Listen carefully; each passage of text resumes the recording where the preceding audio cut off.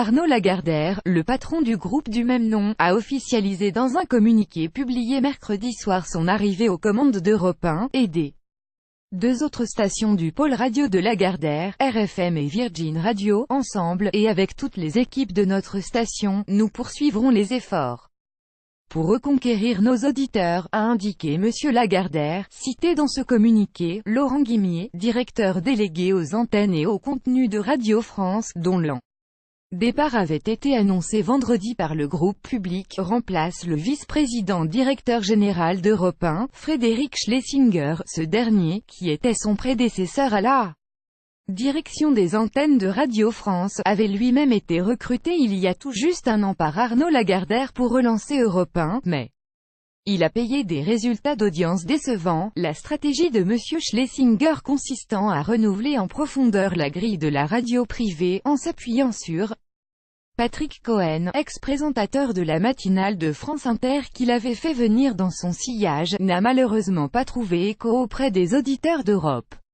1, relève le communiqué du groupe. Les audiences d'Europe 1, en chute depuis plusieurs années, ont en effet continué à baisser, atteignant leur plus bas historique. Fin 2017, 6,6% d'audience cumulée en novembre-décembre. Si la station a connu un léger mieux début 2018, 6,8% d'audience cumulée, ce score reste en fort recul sur un an, moins 0,9 points, et Europe 1 s'est retrouvé relégué à la 7e place des radios nationales, devancé par France Bleu et RMC, de quoi convaincre Arnaud Lagardère, le patron du groupe du même nom, de procéder à un énième changement d'équipe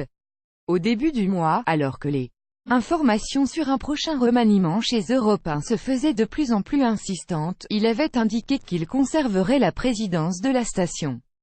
mais qu'un changement de dirigeant interviendrait rapidement. Valse des dirigeants. Pour le groupe Lagardère, Laurent Guimier présente plusieurs atouts, à commencer par sa longue expérience à Europe 1. Il a démarré sa carrière comme journaliste au sein de la radio privée, après avoir notamment dirigé le site du Figaro, puis l'information numérique de Lagardère Active. Il est entré à Radio France en 2014, avec pour mission de relancer l'audience de France Info puis de mener à bien sa transformation en un média global, associant radio, télé et Internet. Avec le lancement d'une chaîne en 2016, sous son égide, France Info avait dépassé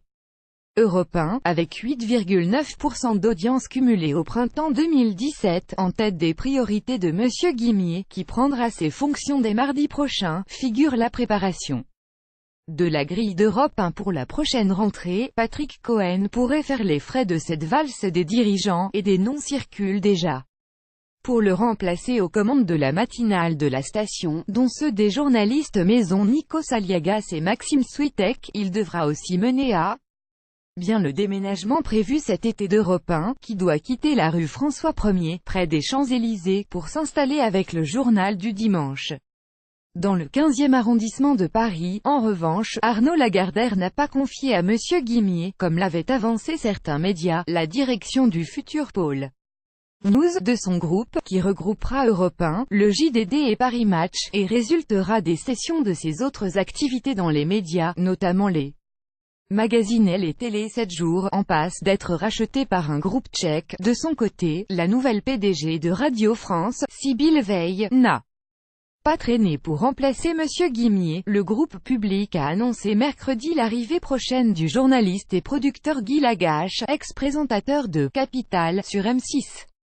au poste de directeur délégué aux antennes et à la stratégie éditoriale.